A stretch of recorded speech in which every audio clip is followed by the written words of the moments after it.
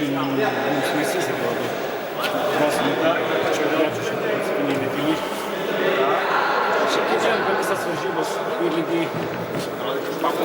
galutinis rezultatas, kad pralašė. Vieną gerą atkarpą, paskui buvo sunku pasidyti. Varžovas. Galima įveikti, galima pralašti. Viską dar planas priekį.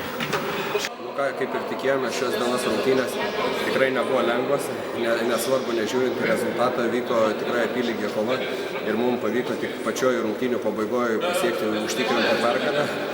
Džiaugiuosi vyrais, kad jie parodė charakterį ir dirbo gynyboje, pradedam dirbti, pradedam viens kitam padėti, tai yra mūsų didelis pliusas.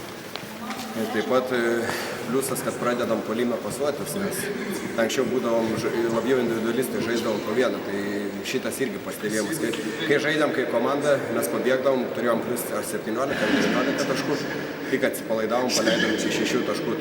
Taip pat pas varžovus trūko jų vieno pagrindinio žaidėjo Andriaus Rakšo, tai manau antros rungtynės bus tikrai įtemptos ir bus dar sunkesnės nei šiandien, tai linkiu vyram neatsipalaiduoti ir geros antros kovos.